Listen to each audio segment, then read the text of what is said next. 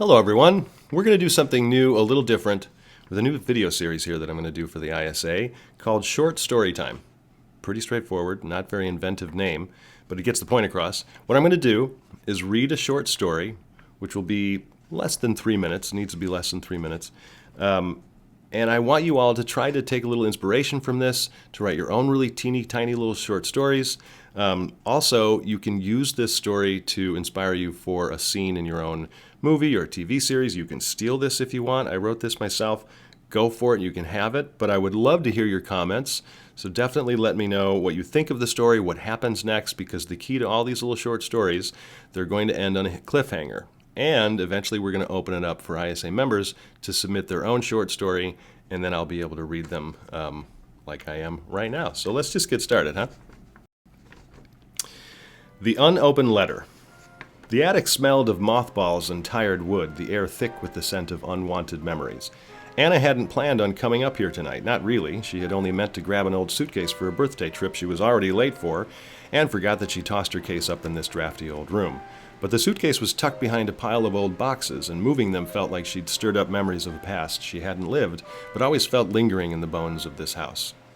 This had been her grandfather's home before it became her father's, and now it was hers. She had lived here alone since her parents passed, with each creaking floorboard and shifting shadow of a quiet reminder of the lives that had walked these halls before her. So many happy memories of her own in this big old house, but this room, even as a little girl, she never wanted to come up here. Why did I leave my suitcase up here, of all places? Finally clawing the suitcase out, she turned, and that's when she saw it. A small wooden box, unlike the others, on top of her grandpa's old steamer trunk. The small wooden box, though, no dust coated the top. No faded handwriting scrawled across its surface with any kind of label or anything. This one was clean, as if someone had placed it there recently. But that wasn't possible. She hesitated before lifting the lid. Inside was nothing but an envelope, brittle and yellowed, and yet her name was written across the front in precise slanted handwriting. Anna caught her breath. She had never met her grandfather. He had died before she was born. But she recognized the handwriting from old journals. It was definitely his.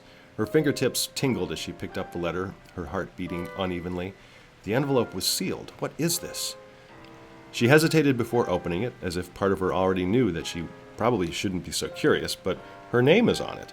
The paper crackled as she unfolded it. The ink had faded, but the message was clear. It read, "If you're reading this, it means the time has come.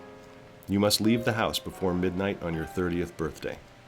Her stomach dropped. She checked her phone. 11:53 p.m. A chill slithered down her spine, cold and creeping, as if unseen fingers had brushed across her skin. The house, her home, felt suddenly foreign, like it had been watching her this whole time, waiting. Then came the creak, soft, almost imperceptible, a floorboard groaning under weight that wasn't hers. She turned, breath held tight in her throat. The attic door stood open, revealing only the dark hallway beyond. Had she left it open? A shadow shifted in the dim light. No, not a shadow, a shape. She took a step back. Her grandfather had died before she was born, but he had written her this letter. How and why? He'd known. Known she would find it, and even on this particular night. He knew something would be here, waiting. Was it him, or was it something else? Her mind screamed run, but her body was frozen as if something was holding her here, something she couldn't see but could feel, like an invisible force pressing against her skin. 11:55 p.m. She needed to move. She needed to do something. The floor creaked again, closer this time. Anna didn't wait to find out. She grabbed her suitcase, dropped the letter, and bolted. As she rushed out of the house, slamming the door shut behind her, she swore she heard a whisper as she stood on the front porch, backing away, looking up at the old house she loved so dearly. A soft, almost affectionate voice. Right on time, Anna. So there you go. It's a short little story. I want to know how you think it continues. I want to know your theories about why and what this letter is all about, or just what you thought. If you enjoyed it, if you thought it was stupid, I hope you didn't think it was stupid. But there will be more of these coming up, and I hope that was fun. I'll see you soon.